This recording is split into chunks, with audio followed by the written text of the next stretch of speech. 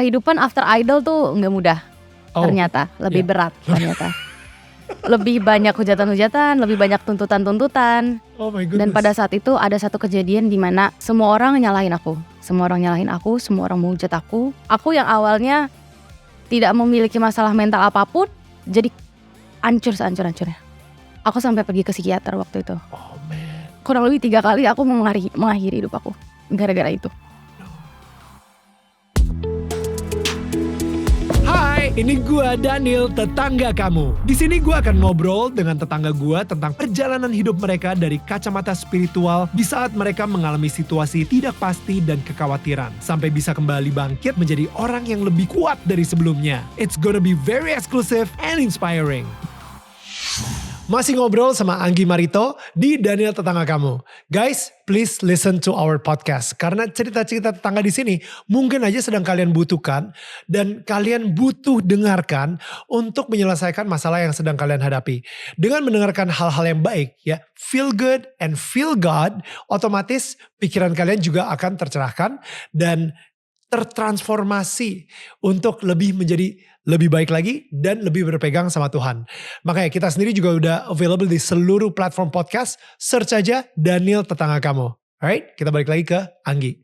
Jadi gini Gi, ini sebuah prinsip yang menurut gue aneh banget sih. Kayak kita harus memaafkan gitu.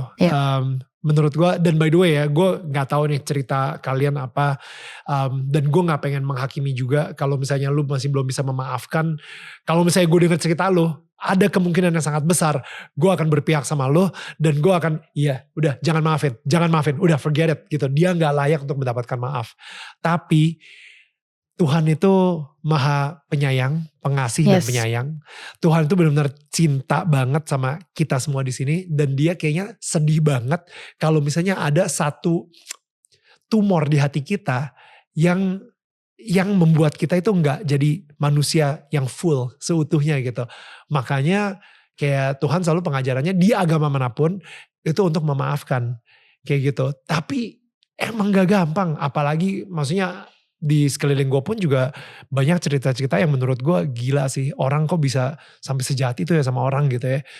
Tapi ya sampai kita akan menemukan kebebasan ketika kita bisa memaafkan orang lain gitu. Orang tersebut misalnya. Hatinya akan ngerasa lebih plong gitu. Ya. Lu sendiri belajar soal memaafkan ini apakah hanya ke netizen aja atau ada experience lain? Ke orang-orang lain juga Kak. Kayak gimana tuh? Jadi aku pernah punya teman yang sangat-sangat dekat, tapi dia nyakitin hati aku. Oke. Sakit banget rasanya, kayak dia orang terdekat gua, tapi dia orang yang nyakitin gua gitu. Karena kita udah bertahun-tahun temenan, dia udah tahu aku udah tahu dia, kita udah klop banget, kita udah bestie banget, tapi dia nyakitin perasaan aku. Pada saat itu juga sakit rasanya, sakit banget. Tapi ya gitu lagi, aku ingat lagi Tuhan udah mengampuni kita, Tuhan udah mengasihi kita, kenapa kita gak bisa ngelakuin hal yang sama. Dan akhirnya aku memaafkan dia, aku bilang gak apa-apa, it's okay, jangan diulangin lagi. Oh, dianya tahu kalau misalnya dia salah? Dianya masih pada egonya, dia merasa dirinya tidak salah. Oh ya, karena susah, maksudnya kadang-kadang kalau misalnya gue maafin lo ya, emangnya gue salah apa? Dan dia maksudnya dia kan gak minta maaf juga gitu ya. Iya, gue gak minta maaf juga, ngapain lu maafin gue gitu. Kayak gitu, dan aku maafin dia, tapi aku nanya ke Tuhan, Tuhan haruskah aku temenan lagi sama dia? Right. Tuhan bilang no. Wow. Jadi akhirnya aku maafkan dia, tapi ya udah. Kita sampai di sini aja gitu. Ya. Memaafkan bukan artinya harus menerima kembali. Iya, begitu. Dan harus mempercayai 100% lagi. Betul. Gitu ya. Tuhan bilang enggak, ya udah akhirnya yang penting hati aku udah tenang, aku udah maafin dia, meskipun dalam hati mungkin masih ada sisa-sisa ampas-ampas ini ya, ketidakikhlasan gitu ya. Tapi dengan aku sudah memaafkan, Tuhan bantu aku untuk kayak mengikhlaskan, jadi ya udah nggak apa-apa gitu. Wow, no that's tough, that's tough. Sakit loh, kayak jadi orang yang, jadi kadang tuh orang tuh mikirnya kita yang terlalu bego. Kenapa lu mudah banget memaafkan orang lain gitu? Padahal mereka nggak tahu ya, maksudnya kayak mereka mungkin tidak punya konsep dalam hidup mereka kayak yang Tuhan udah mengampuni gue harus sayang sama orang gitu, mereka mungkin gak mikirin itu. Cuman memang kadang agak sakit juga ya ketika kita mudah memaafkan, kita entar dikatain orang. Ketika kita tidak memaafkan, kita dikatain orang juga. Iya gak sih? Ya, well, kalau misalnya tidak memaafkan kayaknya orang-orang gak akan ngomong apa-apa sih. Kayaknya orang-orang bakal bilang sah-sah aja. Tidak berlaku bagiku. Sah-sah aja kok, iya udah lo emang gak maafin, emang tuh orang akhirnya jadi gosip sih. Iya kan, akhirnya diomongin juga. Gibah. Jadi gosip gitu kan. Ya, tapi kalau misalnya gak memaafkan, kalau misalnya memaafkan, emang dianggap naif sama orang sih. Iya Ya kan, dianggap kayak lu mau aja dibego-begoin gitu. Iya. Kitanya jadi kayak kata-kata itu ya, mau aja dibego-begoin, kesannya kan jadi kitanya yang bego gitu. Iya betul, kitanya kayak yang bego, cuman aku kayak meresponnya kayak, iya gitu.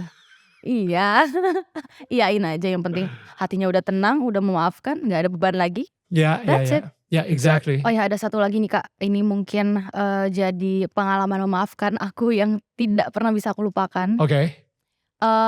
Kehidupan after idol tuh gak mudah, ternyata lebih berat ternyata. Lebih banyak hujatan-hujatan, lebih banyak tuntutan-tuntutan. Oh my goodness. Dan pada saat itu ada satu kejadian di mana semua orang nyalahin aku, semua orang mau hujat aku. Wait. Stop. Semua orang menyalahkan lu karena apa? Emang lu berbuat apa? Ada sebuah kejadian gitu Kak. Kejadian apa? Kejadiannya pokoknya adalah gitu ya.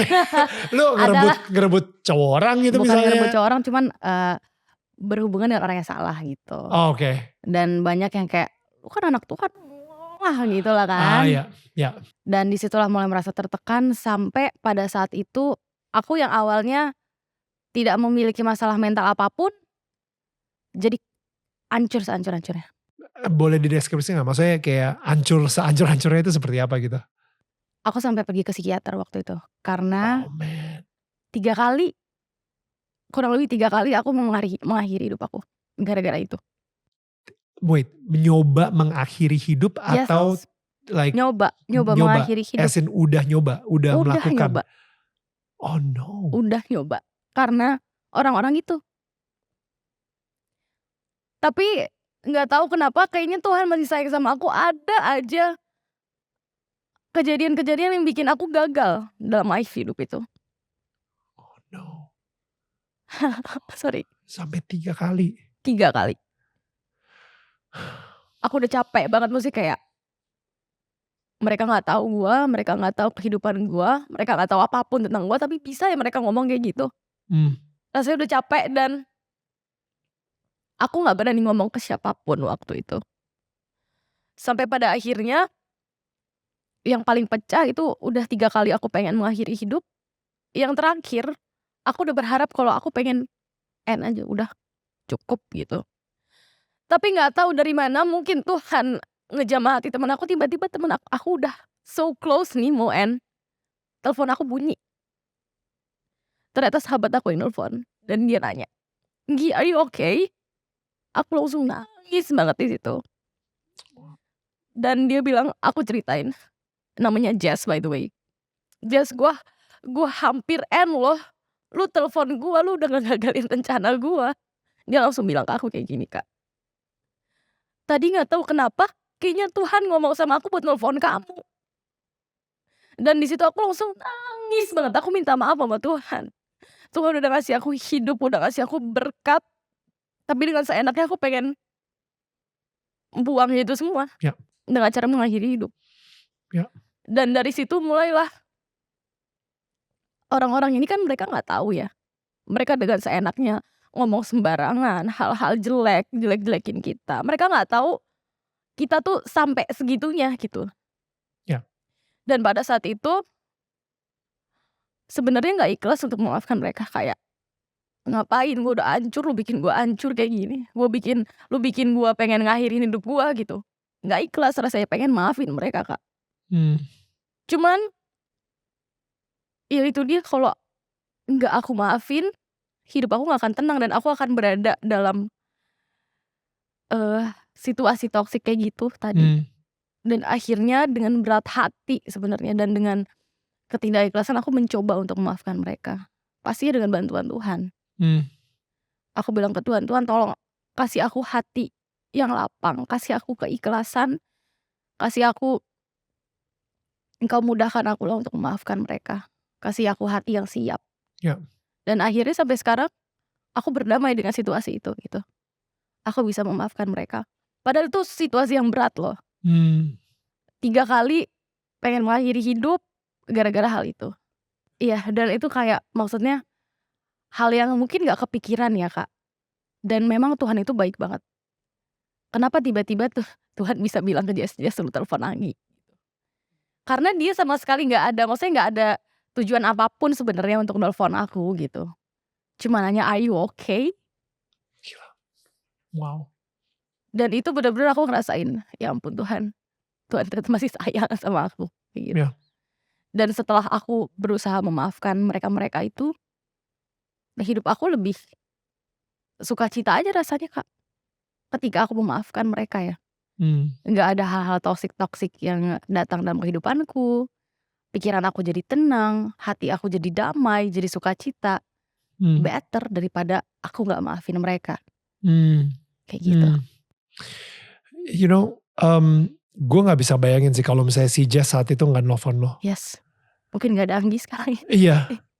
Ya kan, kadang-kadang ada momen dimana kayak kita digerakkan gitu dan habis itu tiba-tiba ini apaan sih kok tiba-tiba gue disuruh nelfon Anggi gitu dan kita nggak pernah tahu ketika nelfon itu malah menyelamatkan hidup seseorang. Oh my goodness. Separah apa emang ya? Maksudnya lu diomongin sampai seperti itu sampai dan lu nggak bisa ngomong sama bokap nyokap juga soal itu? Nggak bisa, karena sampai keluarga aku pun beberapa memberikan hal yang sama. Maksudnya penghakiman yang sama gitu? Yes. Okay. Jadi aku nggak tahu mau lari ke siapa. Ya udah, jadi aku mikirnya pada saat itu jalan terakhir mendingan hilang aja dari dunia ini. Hilang aja gitu. Ya. Tapi ternyata Tuhan masih sayang. Gimana? Wow. Kenapa kira-kira Gi? Kenapa Tuhan memberikan lu kayak kesempatan kedua ini gitu? Untuk no jangan ngakhirin hidup dulu. Gue masih punya rencana yang lebih besar lagi buat Anggi. Kenapa? Tuhan masih pengen tugas aku masih banyak di dunia ini. Aku masih harus banggain orang tua aku pastinya. Oke. Tuhan masih pengen aku bisa jadi berkat buat anak-anak muda sekarang ini. Oke. Dan aku sering banget di account TikTok aku. Sebenarnya waktu itu aku juga lagi galau gitu Kak. Lagi ada pergumulan dalam hati, lagi galau, lagi bimbang, lagi susah gitu. Akhirnya aku menyalurkannya dengan nyanyi sambil main piano. Waktu itu aku nyanyi lagu Allah Roh Kudus. Dan ternyata lumayan banyak viewsnya di TikTok, 1,8 M kalau nggak salah. Oke. Dan aku dapat banyak banget DM mereka-mereka yang sama kayak aku. Artinya apa sama? Mereka pengen mengakhiri hidup mereka udah gak kuat. Banyak banget. Anggi, makasih banget udah nyanyiin lagu ini. Karena aku tersentuh lewat lagu ini. Tuhan ngomong sama aku untuk jangan mengakhiri hidup. Banyak banget yang ada yang aku kayak gitu. Dan aku mikirnya kayak ya emang ini mungkin rencana Tuhan untuk bikin aku sebagai alatnya untuk bisa memberkati orang lain. Jadi ya tugas aku belum selesai. Tuhan masih pengen aku terus jadi berkat buat orang lain. Subuh-subuh ya kayaknya jam 1 jam 2 aku nyetir di tol. Right. Kencang banget. Dan aku pengen banting setir biar aku nabrak. Yang kedua, aku nyampurin semua obat-obatan, aku minum semuanya. Oh my goodness. Aku 3 hari gak bangun. Sempet 3 hari gak bangun? 3 hari gak bangun. Damn. Dan yang ketiga? So close. Karena kita rasanya otak tuh udah penuh banget. Kita gak sadar. Yang kita pikirin cuma gue pengen end.